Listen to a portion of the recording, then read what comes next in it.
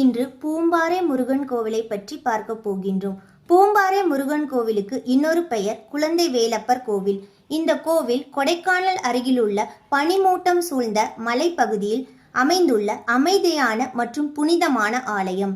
இந்த கோவிலின் சிறப்பு என்னவென்றால், இங்கு முருகப்பெருமான் குழந்தை வடிவில் அருள் பாலிக்கின்றார்.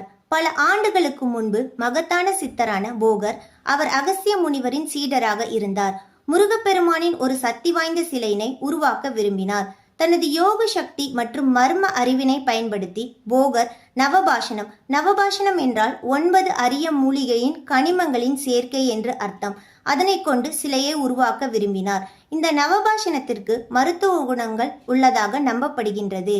பழனி முருகன் கோவிலில் உள்ள முருகன் சிலையினை உருவாக்கிய பிறகு அதே போகர் குழந்தை வடிவில் இன்னொரு முருகன் சிலையினை உருவாக்கி பூம்பாறையில் நிறுவியதாக கூறப்படுகின்றது. பொதுவாக நம் அப்பன் முருகன் கோவிலில் அவர் ஒரு போர் வீரன் போல வேலுடன் காட்சியளிப்பார்.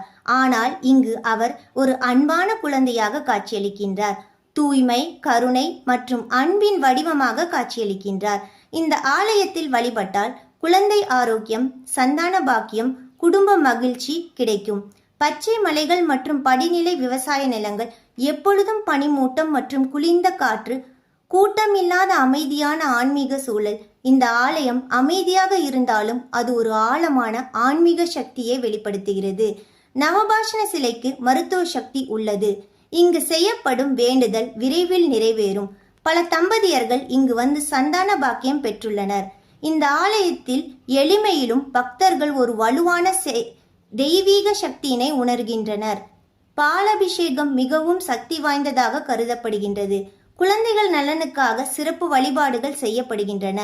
தைப்பூசம் மற்றும் பங்குனி உத்திரம் போன்ற திருவிழாக்கள் மிகவும் சிறப்பாக கொண்டாடப்படுகின்றன. இந்த மலைகளின் அமைதியில் நீங்கள் கடவுளை பார்க்கவில்லை, அவரை உணரப் போகின்றீர்கள். இது போன்ற வீடியோக்களை பார்ப்பதற்கு சாய் அர்ஜுன் யூடியூப் சேனலை சப்ஸ்கிரைப் செய்யுங்கள்.